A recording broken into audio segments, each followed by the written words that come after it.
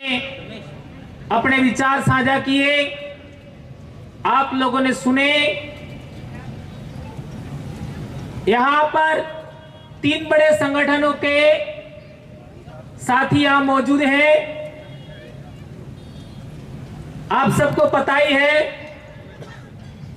और यह पहला प्रयास है। इस तरीके का प्रयास पहले कभी नहीं हुआ। पहली बार ऐसा प्रयास किया गया और उस प्रयास को आगे बढ़ाने में मैं बहुत बड़ा योगदान मानूंगा। भाई लक्ष्मण जी, आपका सुरेश जी, हमारे साथी दिनेश जी और हमारे गोपाल जी खराड़ी, ये 4 साथियों का मैं विशेष करके आज शुक्रगुजार कहना चाहूंगा।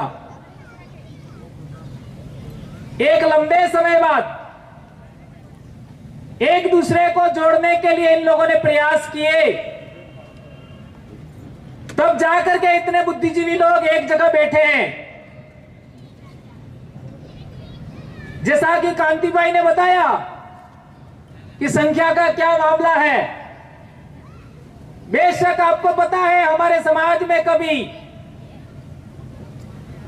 अंधेरी में विवाह नहीं होते हैं, अंधेरी में लगन ले सकते हैं, लेकिन परण फेरा अंधेरी में नहीं होता है।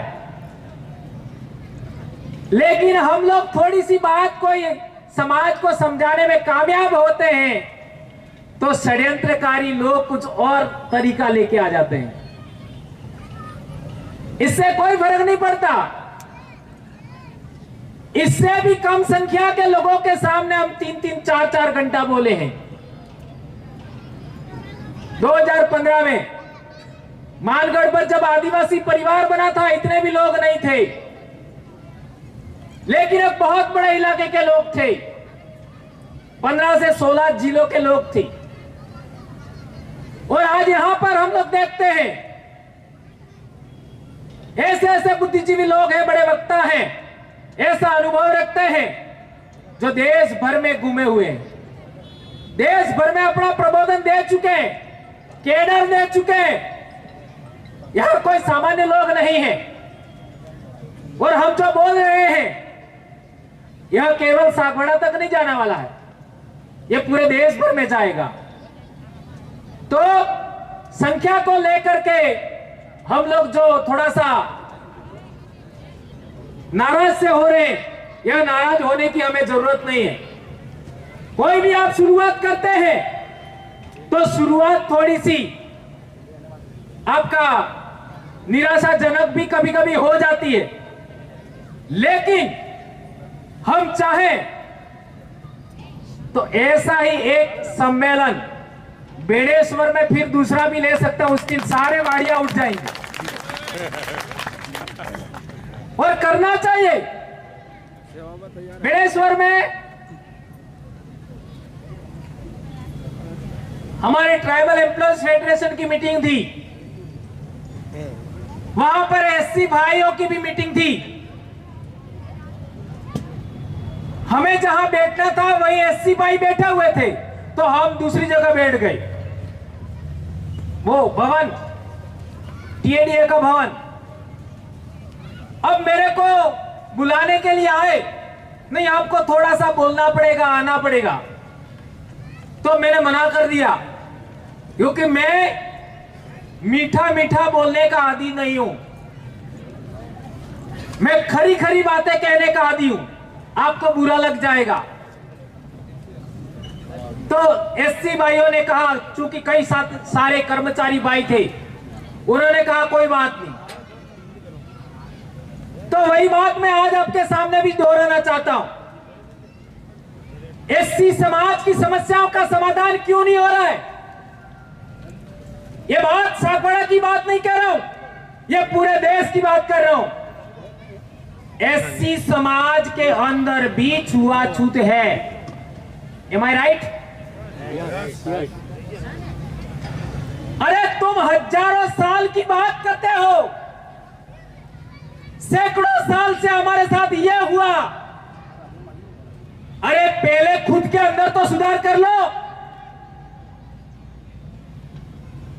खुद के समाज के साथ तो छुआछूत छोड़ो,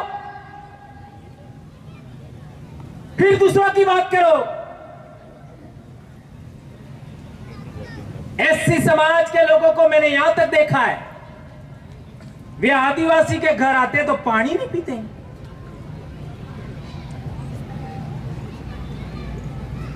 सही कह रहा हूं, गलत कह रहा हूं? है कुछ है। आदिवासी के घर पर पानी नहीं पीते, ऐसे भी है। अभी आ रहा हूं वहीं पर, पहले आपका इलाज कर लो। एससी समाज का भाई एससी समाज के घर का पानी नहीं पीता, ये छुआछूत ऊंच नीच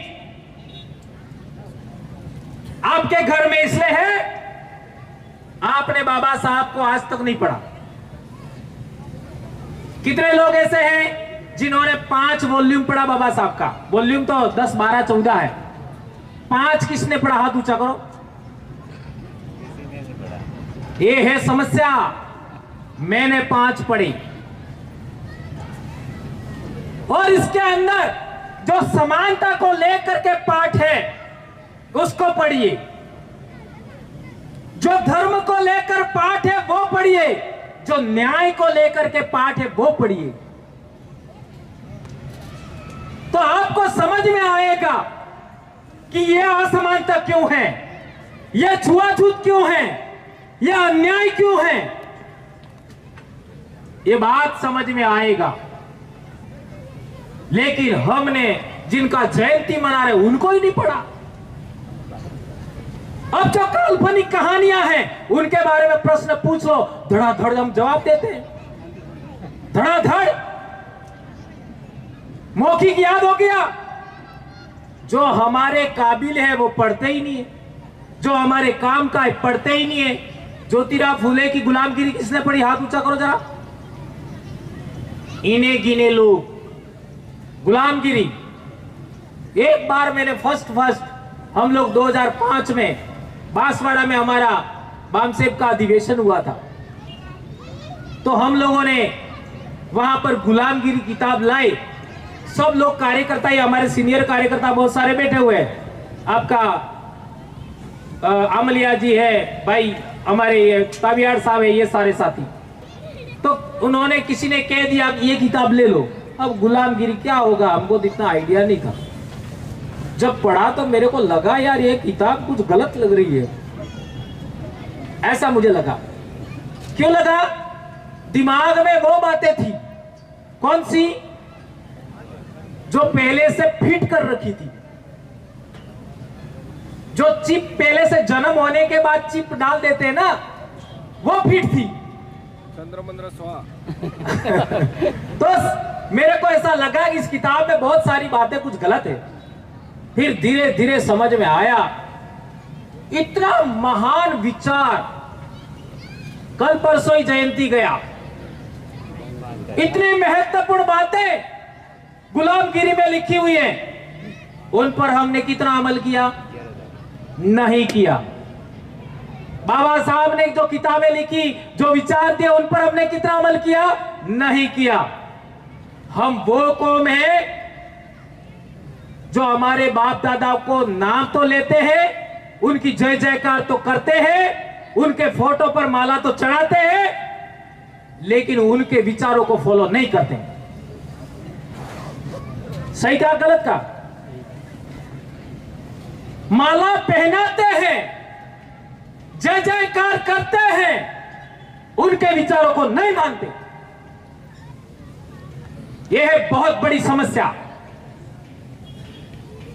इसलिए मैं कहना चाहता हूं, उनके विचारों पर हम लोग चले होते, आज हमारे साथ अन्याय कभी नहीं होता। 1932 में पूना पैक्ट करार हुआ, उस समय देश गुलाम था। उस समय हम कह सकते हैं कि दोहरी गुलामी हमारे थी। यहां वक्ताओं ने भी बात किया, हम गुलामों के गुलाम थे। शेड्यूल एरिया में ऐसा होता है? आदिवासी इलाके में होता है? नहीं होता है। उसका कारण क्या? जवाब दीजिए। एकमात्र आदिवासी इलाके में एससी के लोग सुरक्षित हैं। उसका कारण क्या? आवड़े पाड़ा हफ्ता है। अब दूसरा सवाल, आप सोचिए, मेरा काम है विचार देना। मैं दो चीज से कभी समझौता नहीं करता, विचार और व्यवस्था, इसमें कभी समझौता नहीं करता। चाहे लोग नहीं आवे जाए, कोई दिक्कत नहीं, कोई फर्क नहीं। एक बड़ी बात आपके बीच में कहना चाहता हूं, उत्तर प्रदेश में एससी लोग ज्यादा है तो आदिवासी कम है। सही है गलत है? पंजाब हरियाणा में आदिवासी नहीं है तो एससी ज्यादा है। जिस इलाके में एससीओ की संख्या ज्यादा है वहां आदिवासी मिलेगा ही नहीं, और जहां आदिवासी की संख्या ज्यादा है वहां एससी की संख्या बहुत कम मिलेगी। उसका कारण क्या है? क्या कारण? जहां एससी की संख्या ज्यादा है एसटी की संख्या कम होगी, जहां एसटी की संख्या ज्यादा है एससी की संख्या कम होगी। क्या कारण है बताइए? ये बात समझना होगा। मेरे द्वारा उठाए गए प्रश्नों का जवाब मैं ही दे सकता हूं, आज मैं नहीं दूंगा, आप समझिए। इसलिए एक और बात कहना चाहता हूं, हमने अनाप शनाप बोला है हमारे समाज को ठीक करने के लिए, धार्मिक गुलामी से आजाद करने के लिए। आपके समाज में ऐसे बोलने वाले आदमी क्यों पैदा नहीं हो रहे हैं? क्यों पैदा नहीं हो रहे? सबसे ज्यादा धार्मिक गुलाम कोई है? एससी है। आप अपनी चीजों को मजबूत कर रहे हो, आप अपनी गुलामी मजबूत कर रहे हो। आप आजाद क्यों होना चाहते? कौन खुदा आएगा ऊपर से? मैं तो मेरे सामने जिंदा लोग हैं उनको भगवान मानता हूं, आप मेरे भगवान हैं। हमने तो क्या क्या नहीं बोला, वीडियो उठा के देख लो। इसी वजह से कई लोगों ने हमको परेशान किया, कर लो जो करना है, मैं तो बाप की अकेली संतान हूं और 2011 से इस बीमारी से ग्रसित हूं, और अभी 1.5 महीना पहले भी बीमार हुआ। डॉक्टर ने बोला है 3 महीना नहीं बोलना है, अप्रैल मई और जून। तो भी आज सारा दिन यहां बैठा हूं, और आप चाहो तो दिन डूबे तक बोल सकता हूं, कोई फर्क नहीं पड़ता। कल चले जाएं, इसका मतलब चले जाए ऐसा नहीं है। जो हम कह रहे हैं वो कितना सही है, ये भाषणबाजी नहीं है। ये समस्याओं का समाधान कैसे हो उसका एक तरीका है, उसको समझने का एक तरीका है। इसलिए जो कल तक हो गया वो आज से सुधारा जाए। अब हमको एससी एसटी के संयुक्त सम्मेलन लेने चाहिए। क्या आज के दिन डॉक्टर बाबा साहब अंबेडकर, आप लोग स्वयं कह रहे वे हमारे भगवान हैं, उनको साक्षी मानकर 2 हाथ ऊंचा करके सौगंध खाइए कि हम ऐसा करेंगे आने वाले समय में। डर लगता है क्या? एससी एसटी के संयुक्त सम्मेलन होने चाहिए। जो हमारी राय बनेगी करेंगे। हम यह नहीं कह रहे कि हम कहें वो आप करो। हमारे 2 समाजों के बीच में जो राय बनेगी वो हम करेंगे। ये हमारे आदिवासी, हमारे जितने भी विधायक सांसद है वो कुंवारे क्यों होते हैं आपको मालूम है?